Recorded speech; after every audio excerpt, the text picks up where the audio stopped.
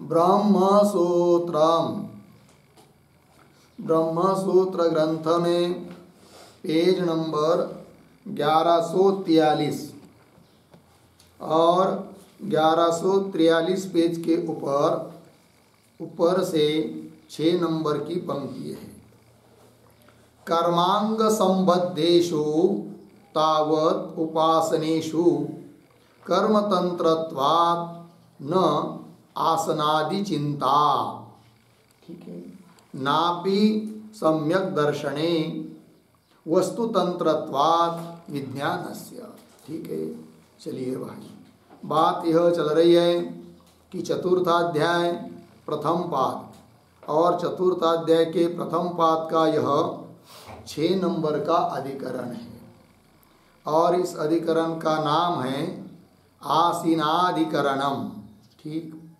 7 से लेकर 10 तक इस अधिकरण में सूत्र संख्या है, अर्थात 4 सूत्रों का यह अधिकरण है। इस अधिकरण के 6 अंग कल हम लोगों ने लिखे थे, ठीक है।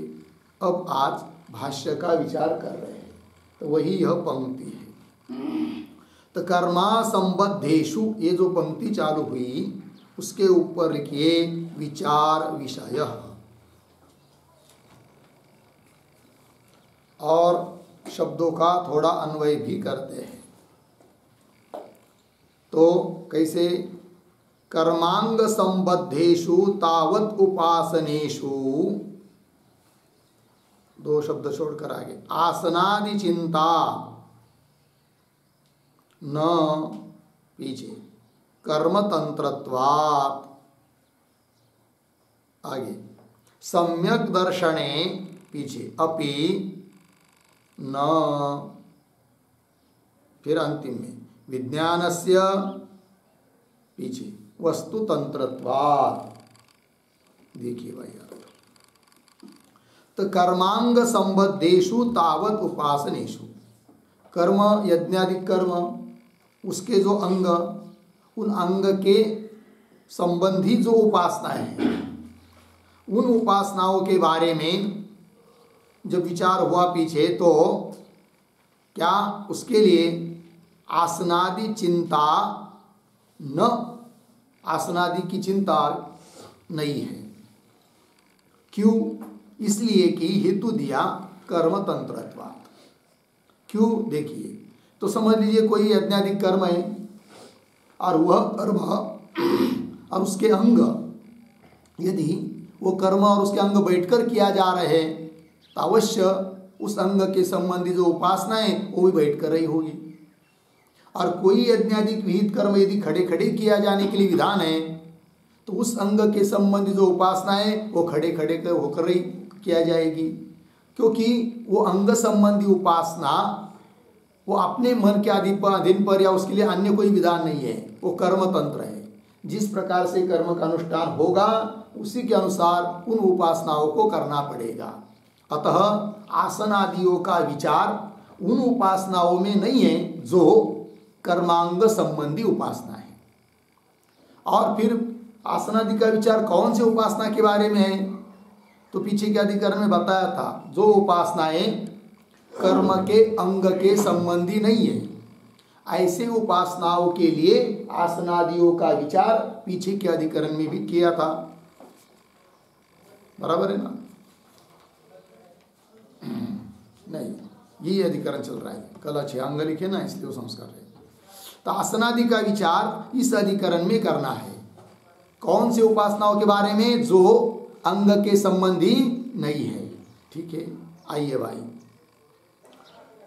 उसी प्रकार कह रहे आगे कि जो सम्यक दर्शन अर्थात ज्ञान, तत्व ज्ञान, उसके लिए भी आसनादियों की जरूरत नहीं है। उसके लिए उस आसनादियों का विचार करने की जरूरत नहीं है। क्यों? उसके लिए भी हेतु दे रहे हैं। क्रमशः पंक्ति देखिए, कर्मांग संबद्धेषु तावद उपासनेषु, कर्मांग संबंधी उपासनाओं के बारे में आसनादि चिंता, आसनादि मतलब बैठकर वो उपासना करनी है या खड़े रह कर करनी है या लेटते हुए करनी है, इस प्रकार का विचार नहीं है। क्यों?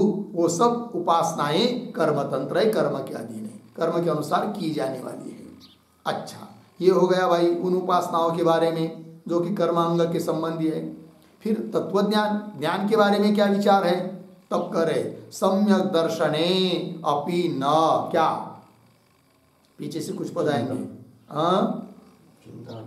सम्यक दर्शने अपि न किम, पीछे से आएगा आसनादि चिंता। सम्यक दर्शन के बारे में भी आसनादियों का विचार नहीं है, क्योंकि सम्यक दर्शन मतलब ज्ञान, सम्यक दर्शन शब्द से तत्व ज्ञान नहीं लिया जाएगा, किंतु व्यवहार में भी जो ज्ञान होता है किसी भी चीज का, वह ज्ञान, उस ज्ञान के लिए भी आसनादि का विचार नहीं है। क्यों? हेतु दे रहे हैं, विज्ञानस्य नाम ज्ञानस्य वस्तु तंत्रत्वात्, वस्तु क्या अधीन है।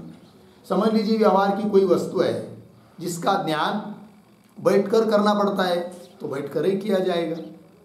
कोई ऐसी वस्तु होती है व्यवहार में कि जिसका ज्ञान खड़े होकर करना पड़ता है, तो खड़े होकर ही होगा उसका ज्ञान, इसलिए उसके लिए या कोई लेटते हुए करना पड़ेगा, उसके लिए कोई आसनादि की चिंता नहीं है।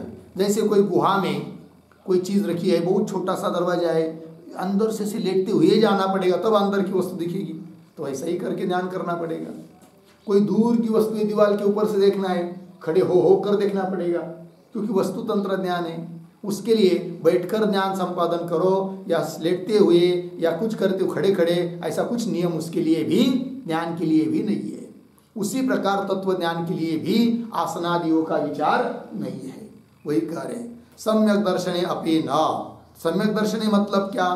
तो उसके एक शब्द में अर्थ लिखना हो तत्वज्ञानी, और एक वाक्य लिख लीजिए उस पर, सम्यक दर्शने लिखेंगे। सम्यक दर्शन शब्देन,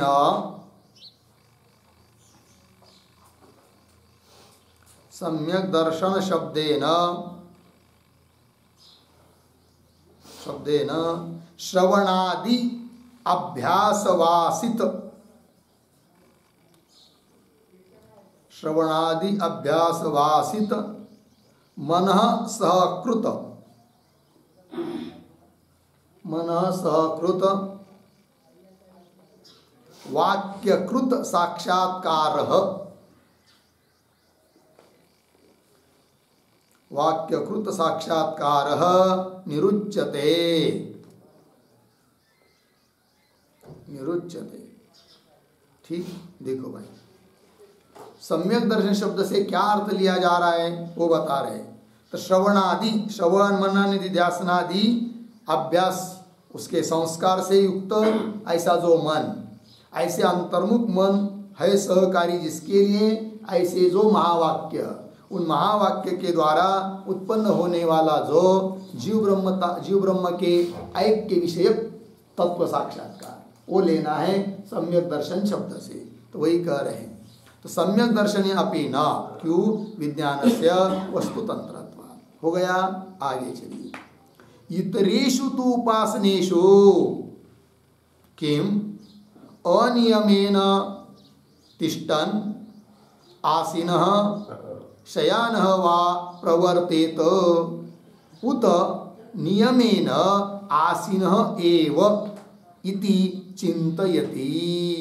ठीक है, आइए भाई, तो ये जो पंक्ति चालू हुई है इतरेषु, उसके पूर्व में एक वाक्य लिख लीजिए अवतरण। तो लिखते हैं अंगोपासनेभ्यः, अंगोपासनेभ्यः सम्यक दर्शनात् च,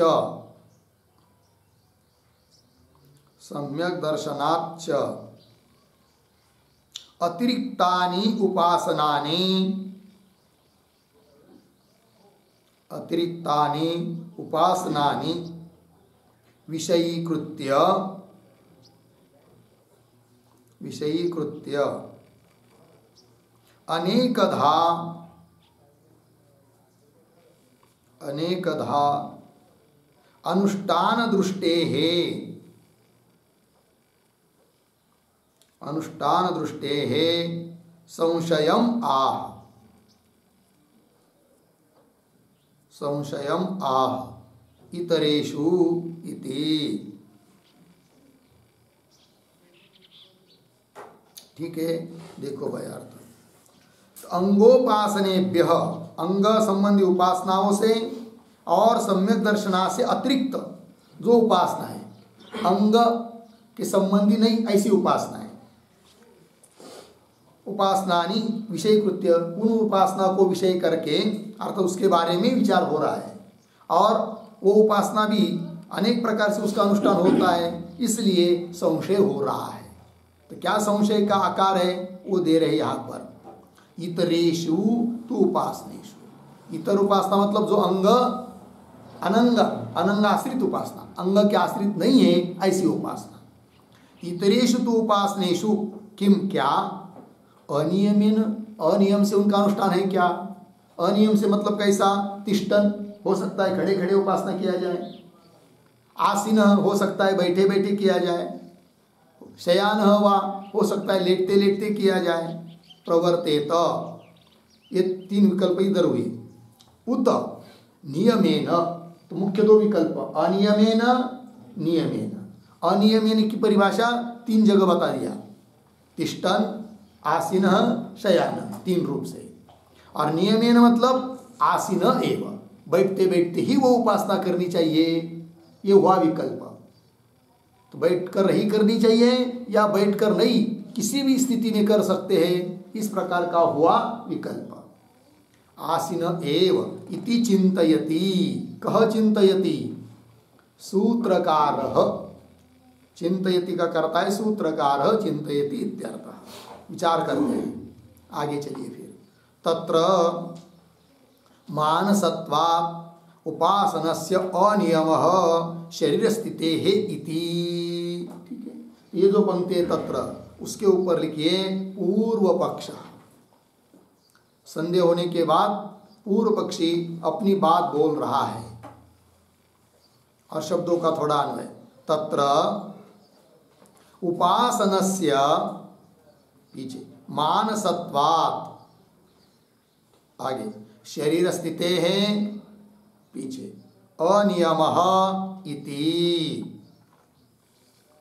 पूर्व पक्षी कहता है उपासना है क्या चीज, वो तो मानस, मन का एक व्यापार है, और मन को अपना व्यापार करने के लिए शरीर स्थिति की आवश्यकता नहीं होती है। चाहे शरीर किसी भी स्थिति में हो, मन अपना कार्य करता ही रहता है। अतः मन का ही एक व्यापार स्वरूप जो उपासना, उसके लिए शरीर स्थिति की आवश्यकता नहीं है, अर्थात अनियम से ही उपासना होनी चाहिए, पूर्व पक्षी बोल रहा है। तो उपासनस्य मानसत्वात्, मानसिक व्यापार होने के कारण शरीर स्थिति है अनियम, शरीर स्थिति का कोई नियम नहीं है, इति, ये हुआ पूर्व पक्षी। ठीक है, इस पूर्व पक्षी के ऊपर एक टिप्पणी लिखते हैं, छोटी सी लिखेंगे, मनोदेहयोः भिन्नत्वात्, मनोदेहयोः भिन्नत्वात्, भिन्नत्वात् मनोव्यापारम उपासनम प्रति, मनोव्यापारम उपासनम प्रति देह व्यापारस्य अनुपकारित्वात्,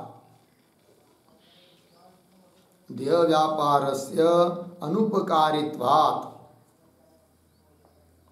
आसीनेन, आसीनेन तिष्ठता वा, तिष्ठता वा यथा कथंचित, यथा कथंचित अनुष्ठेयानि, अनुष्ठेयानि प्रकृतानि उपासनानि, प्रकृतानि उपासनानि इत्यर्थः। ये पूर्व पक्षी का अभिप्राय हुआ भाई। अर्थ देखिए, वो कहता है मनोदेहयो भिन्न तत्, मन अलग चीज है, देह अलग चीज है, और उपासना क्या है, मनोव्यापार, मनोव्यापारम उपासनम प्रति, उपासना के लिए देह व्यापार से अनुपकारित्वात्, देह का व्यापार कोई मन के व्यापार के लिए उपकारक नहीं है, कोई संबंध नहीं है। देह का व्यापार अलग चीज़ है, मन का व्यापार अलग चीज़ है। तो अनुपकारित्वात्, इसलिए आसीनेन तिष्ठता वा, बैठे बैठे चाहे खड़े खड़े क्यों यथा कथनचित अनुष्ठेयानि, जैसा संभव हो वैसा अनुष्ठान कर लेना चाहिए। इन प्रकृत उपासनाओं का, जो अंग संबंधी उपासना नहीं है उनका अनुष्ठान कर लेना चाहिए, जैसा संभव हो वैसा। ऐसा कह रहा है पूर्व पक्षी। आगे चलते हैं। एवं प्राप्ते ब्रवीति। अब ये जो पंक्ति चालू हुई एवं, उसके ऊपर के सिद्धांत। अब सिद्धांती अपनी बात बोल रहे हैं। एवं प्राप्ते ब्रवीति। अब आसीन एव उपासित इति। आसीन एव मतलब बैठ कर ही उपासना करे, सिद्धांत की बात। क्यों, कुतः, कारण क्या, वो आगे दे रहे हैं। किंतु सूत्र के माध्यम से ये सब बोला जा रहा है, उत्तर दिया जा रहा है। अतः पहले सूत्र का उच्चारण और अर्थ देख लेते हैं। तो सूत्र है आसीनः संभवात्। आसीनः संभवात्। लिखते हैं सूत्रावतरणम। सूत्रावतरणम बराबर अंगाश्रित उपासनेषु, अंगाश्रित उपासनेषु आसीन कर्मता, आसीन कर्मता नियम अभाववत्,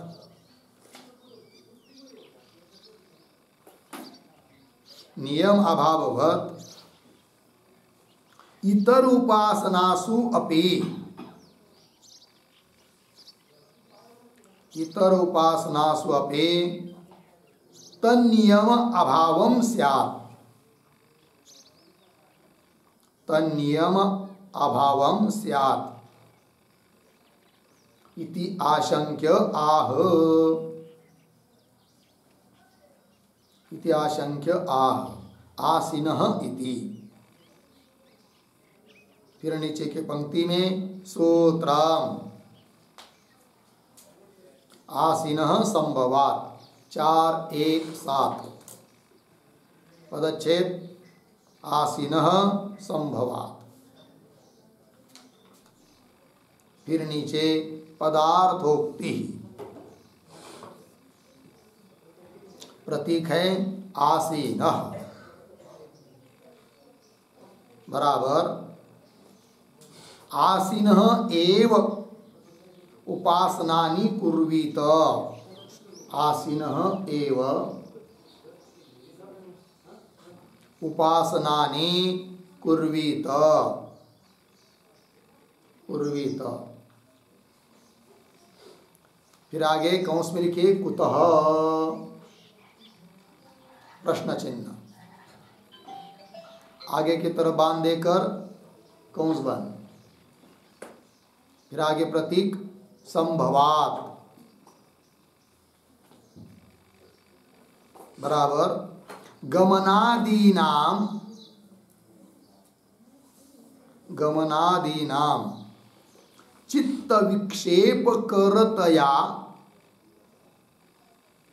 चित्त विक्षेप करतया आसीनस्य एव, आसीनस्य एव उपासनानां संभवात्, उपासनानां संभवात् हो गया। देखिए भाई अर्थ। तो सूत्रावतरण में लिख रहे हैं अंगाश्रित उपासनेषु आसीन कर्मता नियम अभाववत्, जिस प्रकार अंगाश्रित उपासनाओं के बारे में आसीन कर्मता के नियम का अभाव है, बैठ कर वो उपासना करनी चाहिए, ऐसा कोई नियम उन उपासनाओं के लिए नहीं है जो उपासना अंग संबंधी है, क्योंकि वो कर्म तंत्र है। जैसा कर्म करना रहेगा वैसी स्थिति में वो उपासना करनी पड़ेगी। अभावत उसकी तरह इतर उपासना स्वपी, जो अंग संबंधी उपासना नहीं है उनके बारे में भी तन्नियम अभावम स्यात्, आसीन कर्मता आदि का नियम का अभाव यहाँ पर भी इन उपासनाओं के लिए भी होना चाहिए। ऐसी कोई शंका करता है तो उसका उत्तर देने के लिए सूत्र आया आसीन संभवात्। तो नीचे पदार्थोक्ति में लिख रहे हैं आसीन मतलब आसीन एव उपासनानि कुर्वीत। आसीन शब्द का अर्थ होता है बैठकर, बैठकर ही उपासना करनी चाहिए, ध्यान करना चाहिए। ठीक है, उतः क्यों हेतु दिया संभवात्, मतलब गमनादि नाम चित्त विक्षेप करतया आसीन से उपासना नाम संभवात्। संभवात् मतलब बैठ कर ही उपासना संभव होने के कारण बैठ कर ही करो। खड़े खड़े करेंगे, जाते जाते करेंगे तो चित्त का विक्षेप होगा, तो चित्त का विक्षेप होगा तो चित्त उपास्य की तरफ नहीं रहेगा तो उपासना नहीं बन पाएगी। वही कह रहे, तो गमनादि नाम चलना फिरना करते समय चित्त का विक्षेप होगा, अतः चित्त उपास्य के तरफ नहीं रहेगा तो उपासना नहीं बनेगी। चित्त विक्षेप करतया आसीन से उपासना नाम संभवात्। हो गया जी, आइए आगे। अब आगे का भाष्य आसीन एव उपासित इति कुतः हेतु दे रहे सूत्रस्थ पद संभवात्। ठीक, उसी की व्याख्या आगे के पंक्ति में। उपासनम नाम समान प्रत्यय प्रवाह करणम अर्धविराम न च तद गच्छतो धावतः वा संभवति अर्धविराम। क्यों? गत्यादीनाम चित्त विक्षेपकत्वात्। ठीक है, आइए भाई, ये जो पंक्ति चालू हुई उपासनम नाम, उसके पूर्व में छोटा सा वाक्य लिखिए। संभवम वक्तुम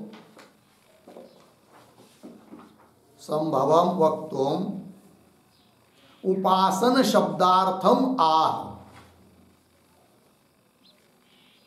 उपासन शब्दार्थम आह उपासनम इति।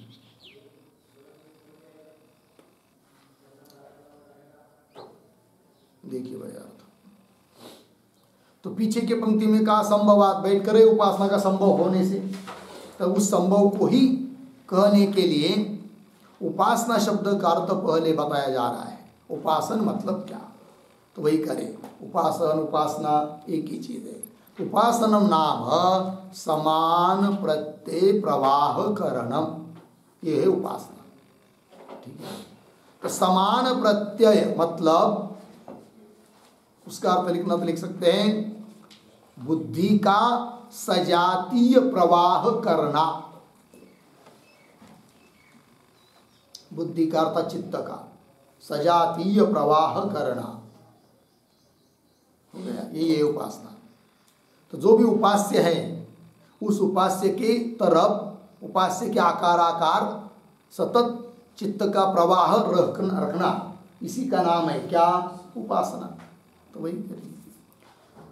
तो उपासनम नाम समान प्रत्यय प्रवाह करणम न च तद गच्छत धावत वा संभवति च तद गच्छत धावत वा न संभवति। तद उपासना, इस प्रकार का उपासन अर्थात ध्येयाकार सतत चित्त का प्रवाह ये रह नहीं सकता है। कब? जाते समय, दौड़ते समय। चल रहा है, जाते जाते ध्यान करेंगे नहीं होगा, क्योंकि आगे रास्ता देखना पड़ेगा, मार्ग का निश्चय करना पड़ेगा, और रास्ते में कुछ गड्ढा आता है, कांटा कुछ आता है, वो भी देखना पड़ेगा। तो चित्त उधर ध्येय के आकार कर रहेगा ही नहीं, और दौड़ते समय में भी नहीं होगा ये सब। वही कह रहे गच्छतः चलते समय, धावतः दौड़ते समय न संभवती। क्यों? कारण गत्यादि नाम चित्त विक्षेपकत्वात्। गति वगैरह, जाना वगैरह क्या है? चित्त के लिए विक्षेप करने वाले हैं। अतः जाते समय वगैरह ध्यान नहीं हो सकता। फिर कोई कहेगा ठीक है चलते चलते नहीं होगा, दौड़ते दौड़ते नहीं होगा, एक ही जगह पर खड़े रहेंगे तब तो होना चाहिए ना। तब कह रहे आगे तिष्ठतः अपि देह धारणे व्यापृतम मनः न सूक्ष्म वस्तूनि सूक्ष्म वस्तु निरीक्षण क्षमम भवति, ऐसा है। ये जो पंक्ति चालू हुई तिष्ठतः, तिष्ठतः के पहले एक छोटा वाक्य लिखिए अवतरण, तर्हि तिष्ठतः, तर्हि तिष्ठतः कौंस में लिखिए खड़े खड़े कौंस बन, भविष्यति, भविष्यति विक्षेप अभावात्, विक्षेप अभावात् तत्र आह तिष्ठतः इति। देखिए भाई अर्थ, तो कोई शंका करेगा ठीक है चलते समय दौड़ते समय नहीं होगी उपासना, किंतु तिष्ठतः खड़े खड़े हो जाएगी ना, तिष्ठतः भविष्यति, क्योंकि विक्षेप का अभाव है, ऐसा कोई कहता है तो उसके लिए उत्तर दे रहे तिष्ठतः। तिष्ठतः शब्द का अर्थ होता है उत्थित अस्ति, अर्थात खड़ा खड़ा आदमी। तो तिष्ठतः अपि देह धारणे, समझ लीजिए आदमी खड़ा है और सो जाएगा खड़े खड़े, हो सकता है क्या सोना, खड़े खड़े सोना हो सकता है क्या, नहीं, क्या होगा, गिर जाएगा आदमी, क्योंकि मन लीन होते जा रहा है अज्ञान में। तो देह को खड़े स्थिति में रखने के लिए मन को शक्ति खर्च करना पड़ती है, मन का व्यापार उधर चलता रहता है, तभी तो आदमी खड़ा रहता है। और यदि चला जाएगा ध्येय के तरफ, उपास्य के आकार बन जाएगा, तब देह की खड़ी स्थिति नहीं रह पाएगी। तो देह की खड़ी स्थिति रखने के लिए मन का व्यापार होता है, और मन का व्यापार यदि इधर हो गया, मन इधर अड़क गया, तो ध्येय के आकार नहीं हो सकता। तात्पर्य खड़े खड़े होकर भी उपासना नहीं हो सकती, वही कह रहे हैं। तिष्ठत अपि देह धारणे, उस खड़े स्थिति में देह को धारण करने में, व्यापृतम मन, व्याप्त ऐसा जो मन, न सूक्ष्म वस्तु निरीक्षण क्षमम भवति, सूक्ष्म वस्तु का निरीक्षण करने के लिए समर्थ नहीं हो सकता है, ये बात। इसलिए तात्पर्य खड़े खड़े होते हुए भी उपासना नहीं होगी।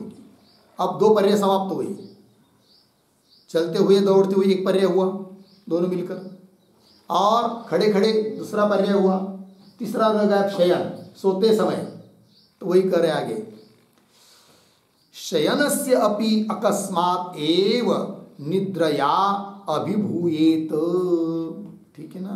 तो शयनस्य अपि, तो इसके पूर्व में एक वाक्य लिखिए अवतरण, तर्हि शयानस्य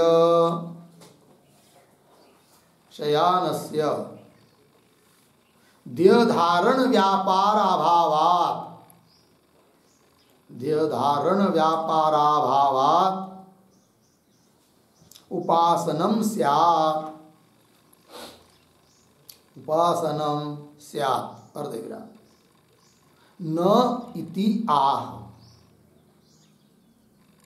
न इति आह, शयानस्य इति। ठीक है, चलिए भाई।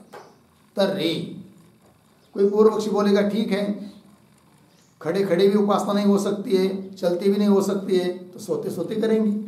तर्हि शयानस्य, क्योंकि लेटते समय सोते समय देह धारण करने के लिए मन का व्यापार तो लगता नहीं है, कोई जरूरत नहीं है, ठीक है ना। तो देह धारण व्यापार का अभाव होने से उपासनम स्यात्, उपासना होनी चाहिए सोते सोते। उत्तर दे रहे न, वो नहीं हो सकती। क्यों? भाष्य पंक्ति में देखिए, शयानस्यापि, समझ ले सोते सोते आदमी कोई ध्यान कर रहा है, तो अकस्मात अचानक उसको क्या लग जाएगी, नींद लग जाएगी, निद्रा आ जाएगी, तो उपास्य की तरफ मन नहीं रहेगा, अज्ञान में लीन हो जाएगा, तो उपासना नहीं हो पाएगी। तो शयानस्यापि अकस्मात एव निद्रया अभिभूयेत, निद्रा से अभिभूत हो जाएगा, तिरोभूत हो जाएगा वो मन, ठीक है। फिर कैसा करेंगे? तब आगे, आसीनस्य तु एवं जातीयकः भूयान दोषः सुपरिहारः इति संभवते तस्य उपासनम। ठीक, आइए शब्दों का थोड़ा अन्वय। तू पीछे आसीनस्य, फिर आगे एवं जातीयकः भूयान दोषः सुपरिहारः इति, तस्य उपासनम संभवती। अर्थ देखिए, और ये जो पंक्ति चालू हुई ना आसीनस्य, तो उसके भी पूर्व में एक छोटा वाक्य लिखिए अवतरण के रूप में लिखेंगे, देहे देहे अनवस्थिते, देहे अनवस्थिते मनो अनवस्थिते है, मनो अनवस्थिते है अध्यक्षत्वात् बराबर प्रत्यक्षत्वात्, प्रत्यक्षत्वात्। आगे आसीनस्य एव उपासनम, आसीनस्य एव उपासनम अनुष्ठेयम, अनुष्ठेयम इति परिशेष सिद्धम अर्थम, परिशेष सिद्धम अर्थम आह, आह आसीनस्य इति। ठीक है, देखो भैया, देहे अनवस्थित, सिद्धांति बोल रहे हैं कि देह की यदि व्यवस्थित स्थिति नहीं है, अनवस्थित है देह, व्यवस्थित नहीं है, तो मन भी व्यवस्थित नहीं रहता है। सब लोगों का ऐसा अनुभव होता है। मन यदि देह यदि बीमार है तो मन भी ठीक नहीं रहता है, स्थिर नहीं रहता है। तो देह अनवस्थित हैं, अनवस्थित सती मन अनवस्थित है, ये बात सबको प्रत्यक्ष है। अध्यक्षत्व का अर्थ होता है प्रत्यक्षत्व। इसलिए फिर क्या करेंगे, तो परिशेष न्याय से बच गया एक ही मार्ग, बैठे बैठे उपासना। तो वही कह रहे आसीनस्य एव उपासनम अनुष्ठेयम, बैठ कर ही उपासना का अनुष्ठान करना चाहिए। इति परिशेष सिद्धम अर्थम, परिशेष न्याय से सिद्धार्थ को अब बोल रहे हैं आसीनस्य इत्यादि पंक्ति से। आइए फिर तू अन्वय के अनुसार आसीनस्य बैठे हुए व्यक्ति को एवं जातीय का इस प्रकार के ऊपर जो बताए हुए दोष भूयान बहुत सारे दोष हो कहा सुपरिहार, अच्छी तरह से परिहार कर सकते हैं। चित्त का विक्षेप का अभाव कर सकते हैं, चित्त में विक्षेप नहीं रहेगा। इति इसलिए तस्य उपासनम संभवती, इसलिए उसकी उपासना फिर हो सकती है। अर्थात बैठ बैठ बैठ कर ही उपासना हो सकती है, इस बात को बता दिया। अतः बैठकर करनी चाहिए, ये बात होगी। और आगे हेतु दे रहे इसी सिद्धांतों को सिद्ध करने के लिए कि बैठ कर ही उपासना करनी चाहिए। तो सूत्र आ रहा है, तो सूत्र का उच्चारण और अर्थ देखेंगे। सूत्र है ध्यानाच्च, लिखते हैं भाई, सूत्रावतरणम बराबर किंच, किंच अर्धविराम ध्यातारः आसीनाः एव स्युः, ध्यातारः आसीनाः एव स्युः अर्धविराम। ध्यायति शब्दार्थत्वात्, ध्यायति शब्दार्थत्वात् बकादिवत्, बकादिवत् इति आह, इति आह ध्यानाच्च इति।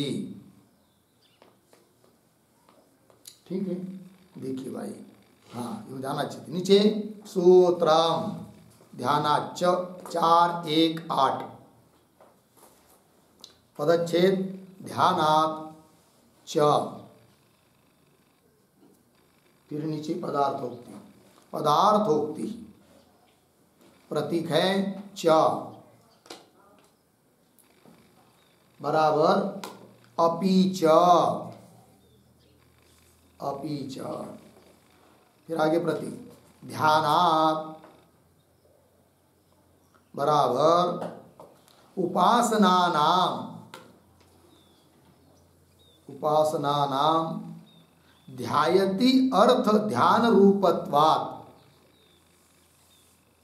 ध्यायति अर्थ ध्यान रूपत्वात्, ध्यान रूपत्वात् पूर्ण विराम। आगे ध्यानस्य च आसीनेषु बकादिषु एक विषय दृष्टिषु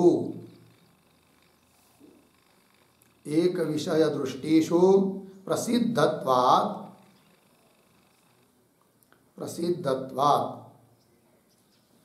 आसीनः एव उपासीत इत्यर्थः।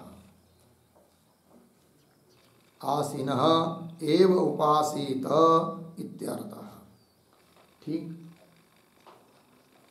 देखिए भाई अर्थ सूत्रावतरण। किंच क्या ध्यातारः आसीनाः एव स्युः। ध्यातार मतलब ध्यान करने वाले, आसीना एव बैठे हुए ही, होवे।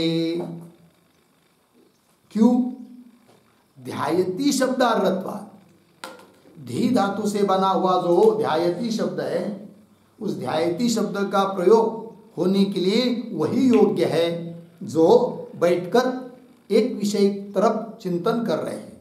आपने किसी एक विषय में ही मन लगा रहे हैं, अर्थात भगवान की तरफ मन लगा रहे हैं बैठकर, उसी को कहते लोग ध्यान कर रहा है करके। उदाहरण दिया बकादिवत बगुले की तरह। आइए फिर सूत्र आया, फिर नीचे पदार्थोक्ति में लिख रहे च अर्थात अपि च, और क्या? ध्यानात् मतलब उपासना नाम, ध्यायती अर्थ ध्यान रूपत्वात्, ध्यायती धी धातु का अर्थ जो ध्यान, वो ध्यान रूप उपासना होने के कारण, और ध्यायती शब्द का प्रयोग बैठकर जो आंख आदि बंद करके किसी ध्येय के तरफ चित्त लगा के बैठा है, उसके लिए ही प्रयोग किया जाता है कि ध्यान कर रहा है करके। इसलिए वही कह रहे ध्यायस्य आसीनेषु बकादिषु, ध्यान करते हुए ऐसे बैठे हुए बकादियों में कि जिनकी एक विषय में दृष्टि लगी हुई है। एक विषय दृष्टिषु प्रसिद्धत्वात्, अर्थात ऐसे वस्तु ऐसे पशु आदि में ही, अर्थात जिनकी वृत्ति एक किसी विषय में लग चुकी है, बैठे हुए है, उनके लिए ही ध्यायति ध्यान शब्द का प्रयोग किया जाता है। वही लिखा ध्यानस्य च आसीनेषु बकादिषु एक विषय दृष्टिषु प्रसिद्धत्वात्, ध्यान शब्द से प्रसिद्धत्वात्। आसीन इसलिए आसीन एव उपासित, इसलिए तात्पर्य निकलता है कि बैठकर ही उपासना करनी चाहिए। ठीक है, आइए भाष्य में। अपि च ध्यायति अर्थ एषः यत् समान प्रत्यय प्रवाह करणम। ठीक है, आइए भाई शब्दों का थोड़ा अन्वय। अपि च दो शब्द छोड़कर आगे, यत् समान प्रत्यय प्रवाह करणम, पीछे एषः ध्यायति अर्थः।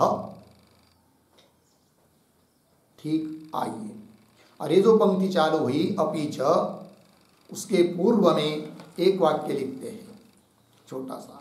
लौकिकम लिंगम उक्त्वा,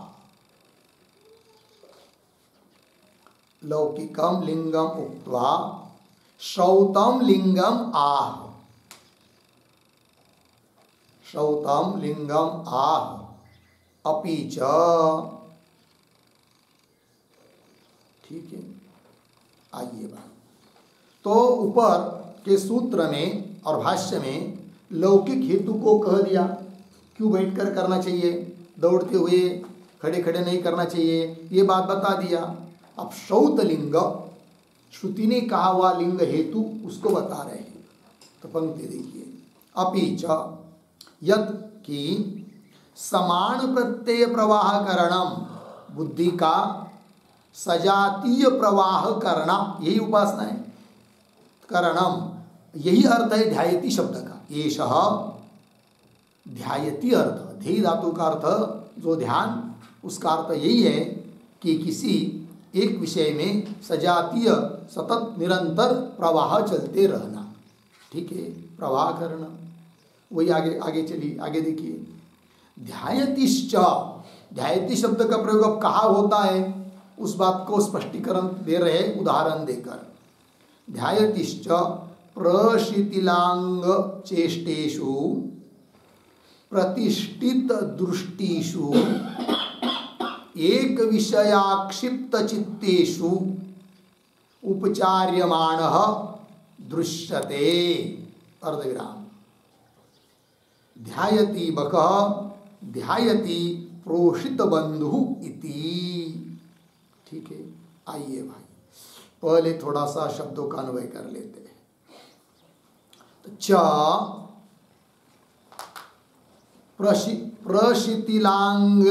प्रशिथिलांग चेष्टेषु प्रतिष्ठित दृष्टिषु एक विषय आक्षिप्त चित्तेषु, फिर पीछे आइए, ध्यायति ही, फिर आगे उपचार्यमाणः दृश्यते, फिर आगे बकः ध्यायति प्रोषित बंधुः ध्यायति, अंतिम में इति। ठीक है, आइए भाई, ये जो पंक्ति चालू हुई ध्यायतिश्च, उसके पूर्व में एक वाक्य लिखे छोटा सा उत्तरण। उपास्ति ध्यायत्योः, उपास्ति ध्यायत्योः एकार्थत्वे अपि, एकार्थत्वे अपि प्रकृते किं जातम्, प्रकृते किं जातम् तद आह ध्यायति इति। ठीक है, देखो भाई अर्थ। तो पीछे के पंक्ति में आपने कहा कि समान प्रत्यय प्रवाह करना ध्यान है, उपासना है, और वही ध्यान शब्द का अर्थ है। इसका मतलब ध्यान और उपासना दोनों शब्दों का अर्थ एक ही है। जैसे घट और कुंभ, इन दो शब्दों का अर्थ एक है, शब्द केवल भिन्न है। उस प्रकार उपासना ध्यान इन दोनों शब्दों का अर्थ एक ही है। ठीक है, एक है तो, किंतु प्रकृत अर्थ में क्या सिद्ध होगा दोनों का अर्थ एक बताने से, वो बताओ। तो उसको अब बता रहे हैं अन्वय के अनुसार। देखिए च, तो ध्यायति शब्द का प्रयोग कहाँ पर किया जाता है, वो दो तीन विशेषण देकर बता रहे हैं। क्या? एक प्रशिथिलांग चेष्टेषु एक विशेषण, दूसरा है प्रतिष्ठित दृष्टिषु दूसरा विशेषण हुआ, तीसरा है एक विषय आक्षिप्त चित्तेषु पशु आदिषु या मनुष्यादियोषु, मनुष्यादियों में, मनुष्येषु। ठीक है ना। ध्यायति उपचार्यमाण, ध्यायति मतलब ध्यायति शब्द गौण रूप से उपचारित होता है। किसमें? इस प्रकार के विशेषण जिसमें है उसमें। तो पहला विशेषण क्या है? प्रशिथिल अंग चेष्टेषु, कि जिस पशु आदि का, बक आदि का अवयव हाथ पैर वगैरह उसके शांत है, ज्यादा हलचल उसकी नहीं हो रही है, उड़ नहीं रहा है, ध्यान से, जैसा लगता है कि ध्यान लगाया उसने। देखते हैं कि नहीं कभी कभी बक पानी में किनारे खड़े हो बैठते, वो ध्यान करते हैं। किसका ध्यान करते हो? मछली का, है ना, अपना भक्ष्य पकड़ने के लिए, और पकड़ते हो, ध्यान का सामर्थ्य है उनका। ठीक है। तो प्रशिथिल, प्रकर्षेण शिथिल हुए, शांत हुए, स्थिर हुए हैं। क्या? उसके अंगों की चेष्टा, उनके अंगों की हलचल स्थिर हुई है, ऐसा जो पशु वगैरह। और प्रतिष्ठित दृष्टिषु, इसका अर्थ है निश्चल दृष्टिषु, निश्चल स्थिर हुई है दृष्टि जिसकी, ऐसा पशु वगैरह। प्रतिष्ठित दृष्टिषु। और एक विषय आक्षिप्त चित्तेषु, ये भी एक विशेषण है। एक विषय में ही आक्षिप्त मतलब स्थापन किया है चित्त जिसने, ऐसा कोई भी बक आदि पशु भी हो सकता है। एक विषय आक्षिप्त चित्तेषु, क्या? ध्यायति ही मतलब ध्यायति शब्द उपचार्यमाण गौण रूप से दिखाई देता है। तो बोलेंगे गौण रूप से क्यों बोले, मुख्य रूप से क्यों नहीं? इसलिए कि ध्यान शब्द का मुख्य प्रयोग होता है तो ईश्वर परमात्मा का ध्यान होता है। और यदि बक वगैरह ध्यान कर रहे हैं किसी विषय को लेकर तो वो ध्यान ठीक है, लेकिन गौण रूप से उसके लिए ध्यान शब्द का प्रयोग किया जा रहा है, ये उसका मतलब है। ठीक है, क्योंकि वो ईश्वर भिन्न ध्यान है इसलिए। तो हुआ ना, ध्यायति च उपचार्यमाण दृश्यते। उदाहरण देकर समझा रहे, बक ध्यायति, लोग बोलते कि नहीं, देखो बगुला ध्यान कर रहा है। ठीक, एक उदाहरण सबको प्रसिद्ध है। दूसरा उदाहरण है प्रोषित बंधु ध्यायति। ठीक है, प्रोषित बंधु मतलब क्या? ठीक है ना, तो प्रोषित बंधु इसका अर्थ लिखिए प्रोषित भर्तृका, प्रोषित भर्तृका।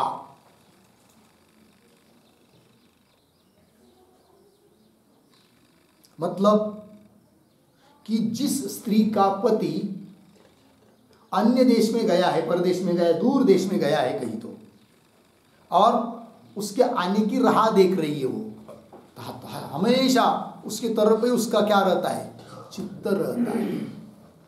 जो पतिव्रता स्त्री रहती है ना, तो कब आएंगे पति, कब आएंगे पति, कब आएंगे पति, उनके तरफ पे उसकी क्या रहती है, चित्त की वृत्ति प्रवाह चलता रहता है। ये कह रहे हैं, तो देखो भाई ध्यान कर रही है अपने पति का इस तरह। कि वहाँ प्रोषित बंधु मतलब कोई मित्र भी हो सकता है जो परदेश में गया है, बहुत ज़्यादा मित्रता हो तो वो भी ध्यान करता रहता है कब आएगा करके, किंतु मित्रता में ज़्यादा संभव नहीं है, पतिव्रता स्त्री में ज़्यादा संभव है, इसलिए ऐसा अर्थ कर दिया प्रोषित भर्तृ का। ठीक है जी, चलिए, प्रोषित बंधु हो ध्यायति इति होगा इतना। आइए आगे, आसीनः च अनायासः भवति। अब ये जो पंक्ति है आसीन, उसके पूर्व में एक वाक्य लिखिए, छोटा सा अवतरण। अथ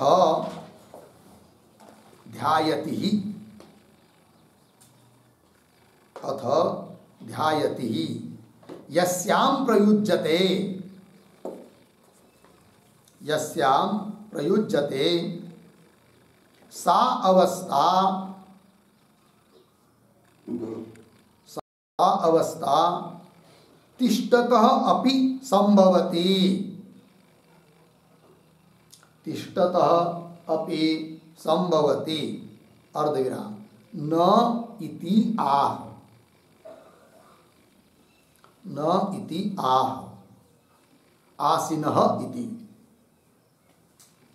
ठीक है, देखो भाई अर्थ, कोई कहेगा अथ ध्यायति यस्याम प्रयुज्यते, जिस अवस्था में ध्यायति शब्द का प्रयोग करते हैं, सा अवस्था, वह अवस्था तो खड़े खड़े भी हो सकती है। ऐसे यदि कोई कहेगा, उत्तर दे रहे ना, नहीं होगा। क्यों? आसीनः च अनायास भवति। जो उपासना समाज सजातीय चित्त का प्रवाह किस स्थिति में होता है? बैठ कर ही होता है, खड़े खड़े नहीं हो पाता है। वही कह रहे आसीनः, बैठ कर ही, अनायास प्रयत्न के बिना ही सजातीय चित्त का प्रवाह रूप उपासना हो सकती है, इसलिए बैठ कर ही उपासना करनी चाहिए। अंतिम, तस्मात् अपि आसीन कर्म उपासनम, अन्वय, तस्मात् उपासनम, तस्मात् अपि उपासनम आसीन कर्म, इसलिए भी उपासना यह आसीन कर्म है, बैठ के किया हुआ, किया जाने वाला ही यह उपासना रूप कर्म है। तात्पर्य बैठ कर ही उपासना करनी चाहिए। हो गया। आइए 8 नंबर के सूत्र का भाष्य पूरा हुआ, आगे का सूत्र है 9 नंबर। तो सूत्र का उच्चारण और अर्थ देखेंगे, फिर उसका भाष्य। अचलत्वं चापेक्ष, अचलत्वं चापेक्ष, लिखते हैं सूत्र का अर्थ, लिखेंगे सूत्रावतरणम, सूत्रावतरणम बराबर अत्र एव, अत्र एव श्रौतम दृष्टान्तम आह, श्रौतम दृष्टान्तम आह अचलत्वम इति। फिर नीचे के पंक्ति में सूत्रम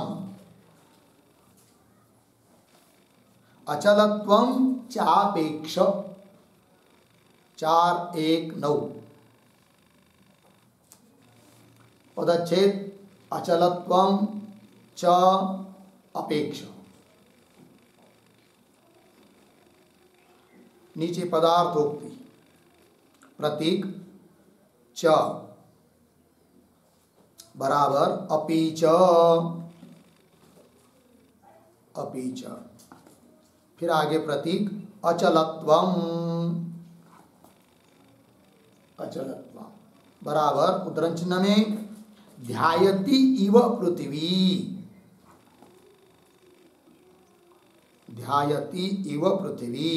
उद्धरण चिन्हवान इत्यत्र पृथिव्याः अचलत्वम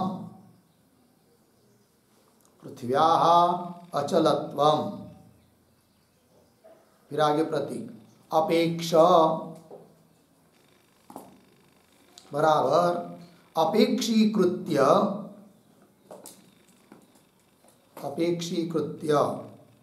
ध्यानत्व उपचारः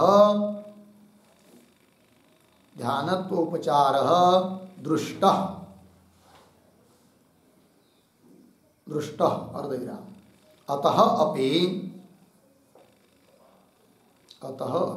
आसीनस्य एव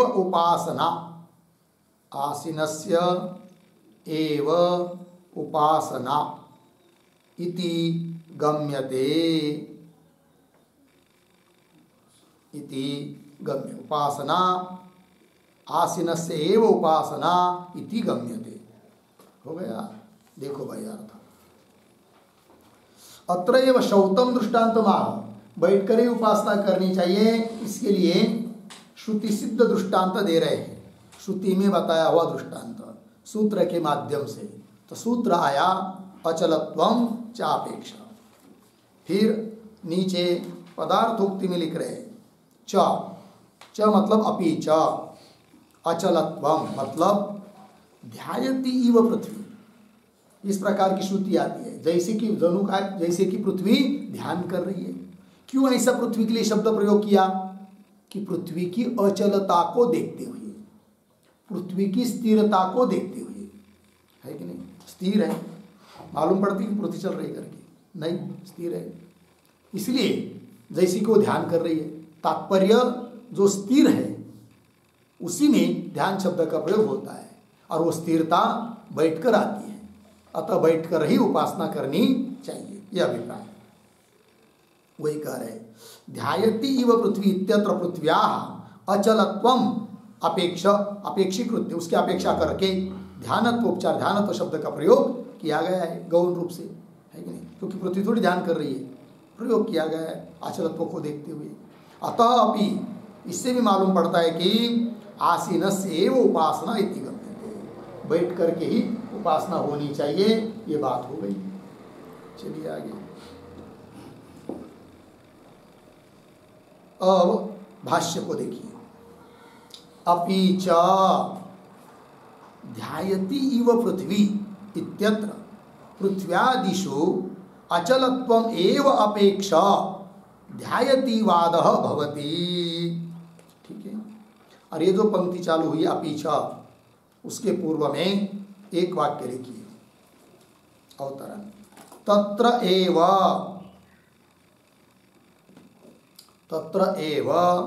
वैदिकं लिंगम आह, वैदिकं लिंगम आह अपि च। ठीक है, देखो भाई अर्थ तो बैठकर ही उपासना करनी चाहिए, इसी अर्थ में अब वैदिक हेतु को दे रहे अपि च इत्यादि पंक्ति से। पंक्ति को देखिए, अपि च ध्यायति इव पृथ्वी, जैसे कि पृथ्वी ध्यान कर रही है। इत्यत्र पृथ्व्यादिषु अचलत्वम एव अपेक्षा, पृथ्वी की अचलता, चंचलता, रहितता, स्थिरता, उसके अपेक्षा से ध्यायतिवाद, ध्यायतिवाद मतलब ध्यायति शब्द भवति, ध्यायति शब्द का प्रयोग उसमें हो रहा है। हो गया। तच्च लिंगम उपासनस्य आसीन कर्मत्वे, थोड़ा अन्वय, तच्च उपासनस्य आसीन कर्मत्वे लिंगम, ये हुआ।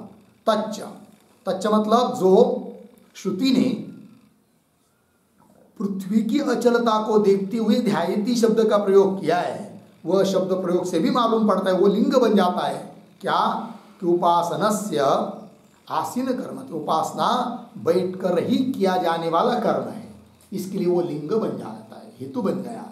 हो गया। आइए फिर 9 नंबर के सूत्र का भाष्य पूरा हुआ। अब एक सूत्र बचा है इस अधिकरण का, तो उस सूत्र का उच्चारण और अर्थ पहले देख लेते हैं। सूत्र है स्मरन्ति च, स्मरन्ति च, लिखते हैं सूत्र का अर्थ। सूत्रावतरणम बराबर आसन विधान अनुपपत्त्या, आसन विधानानुपपत्त्या अपि अपि उपासनस्य आसीन कर्मता, आसीन कर्मता इति आह स्मरन्ति इति आह स्मरन्ति इति। फिर नीचे के पंक्ति में सूत्रम स्मरन्ति च, 4 1 10 पदच्छेद स्मरन्ति च, फिर नीचे पदार्थोक्ति प्रतीक है च बराबर अपि च, अपि च, पुनः प्रतीक स्मरन्ति बराबर उद्धरण चिन्ह में शुचौ देशे प्रतिष्ठाप्य, शुचौ देशे प्रतिष्ठाप्य उद्धरण चिन्ह इत्यादि श्लोकेन, इत्यादि श्लोकेन गीतायां शिष्टाः जनाः